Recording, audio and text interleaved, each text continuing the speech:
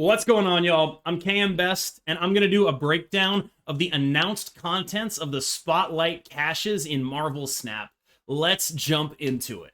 All right, y'all, we're going to jump into talking about how each of these weeks looks from my perspective. But before I do start, I do want to point out that, of course, this is going to vary depending on your specific collection. Obviously, I'm approaching this from the perspective of someone who, A, does not care about variants in any way, and B, does not have any of these cards. If you care about variants, if you have these cards, please do keep in mind these are just recommendations. This is not an order. You don't have to do this. Just my suggestions in terms of prioritization.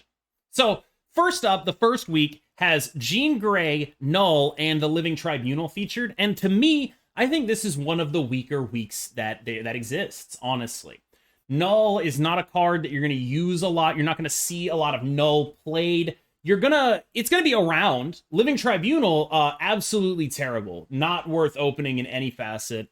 And Jean Grey is fine, but not like broken or anything. I think that this is, I found some good places to use her. I did a video on my Thanos list with her. I've done a couple conquests with the Thanos lists, but it's not like, oh man, I'm totally in for this Jean Grey card. I think she would need to be a much bigger draw in order for you to want to be pulling on any kind of caches that include Null and the Living Tribunal, given the other options you get in the future.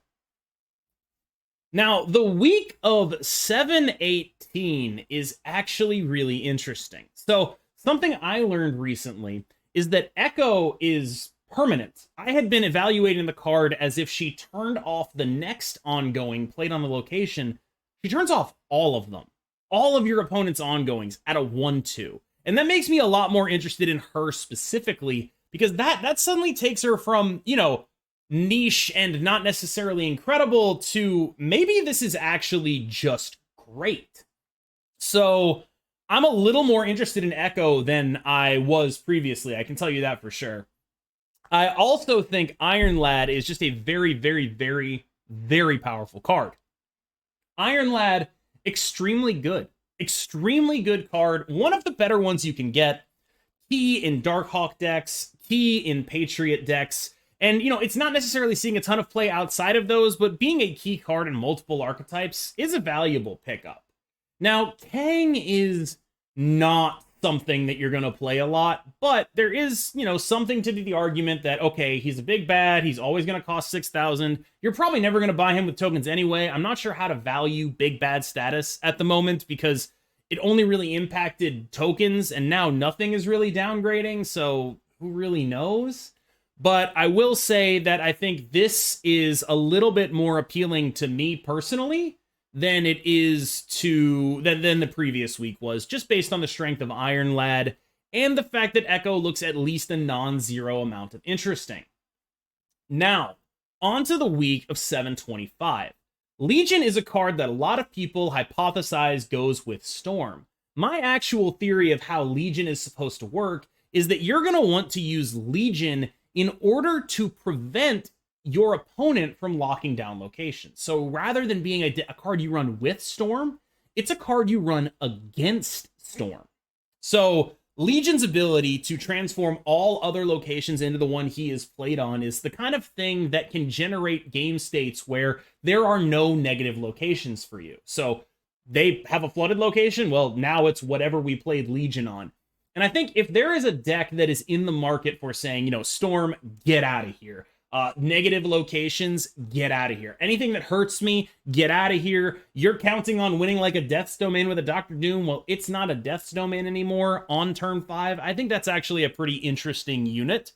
And I do think, in addition, the 2 cards that are featured with him are better than anything else.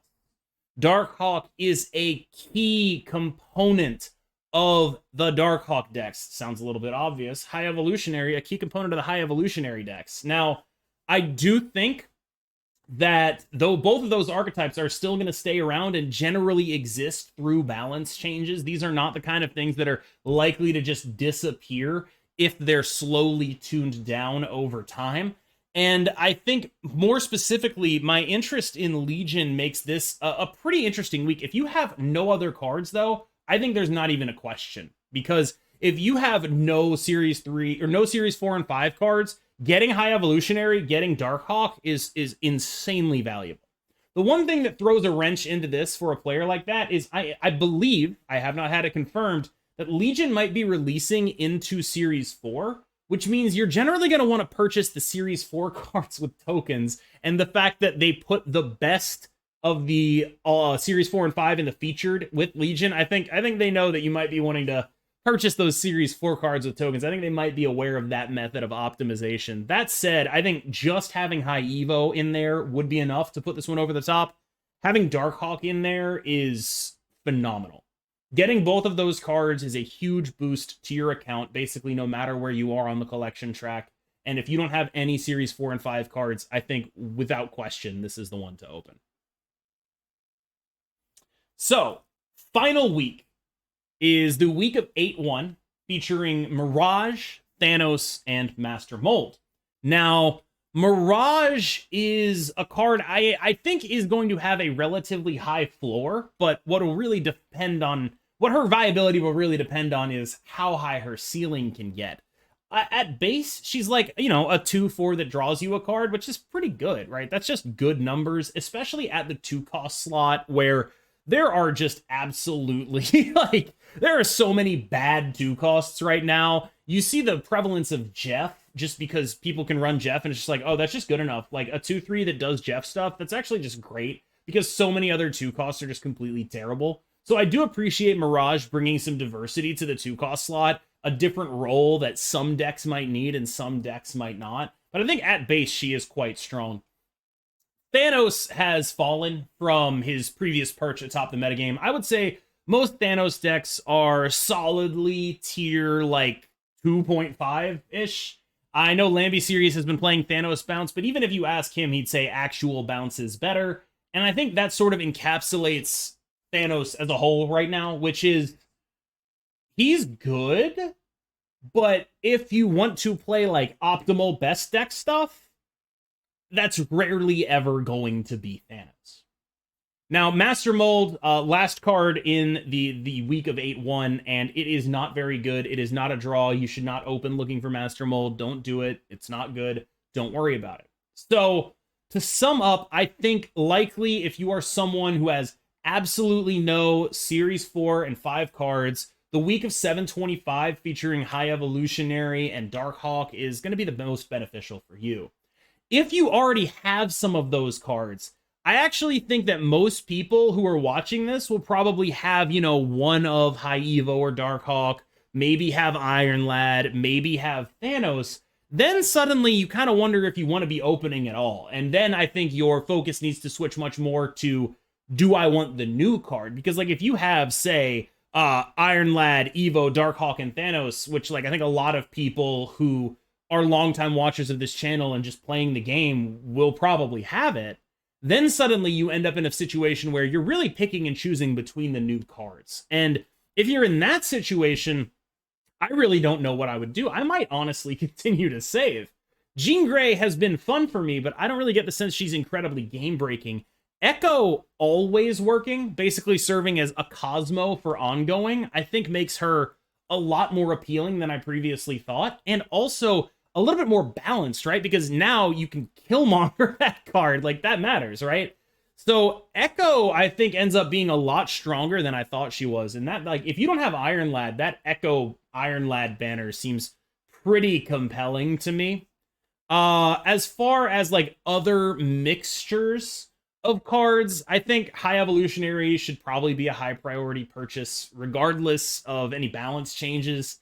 I think he'll probably end up a little more balanced, but I don't necessarily think that it's going to be the death of High Evolutionary. I also just think that it is just such a generically powerful card doing generically powerful things. There is a chance that it turns out that there are various ways to do those things better, but I think especially Lockjaw is still going to want to play High Evolutionary basically forever, right? Like, just getting the free Wasp stuff, the Hulk, like, it doesn't really matter. I think that deck is still going to be a high Evo deck forever. What I am a little bit interested in is, like, you know, balance changes pending. What happens? Is there a better way to do lockdown, assuming those cards get nerfed? And I actually don't know. I'm very, very interested in finding that out personally. Now, as far as my like official recommendation, if you have no Series 4 and 5 cards, go for the third week here. And if you are interested in things that are not just like getting the best cards that you possibly can, or if you have specific cards on this list already, I would encourage you to take a little bit of caution here. I know a new system comes out and you're thinking, oh man, I really have to use my resources to get these cards from the new system. I would encourage you to wait just a little bit and make sure you're really committed to like the new card that you want. Make sure you know it's good before you blow your resources on it. I don't want anyone in these situations just being like, oh, well, you know, I already have high Evo, but KM said open on Legion. Don't do that. Don't do that. That's not what I said, and that's not what I want you to do. So please stay conscious of the fact that the game is trying to part you from your resources and use them as efficiently as possible. Thanks for watching.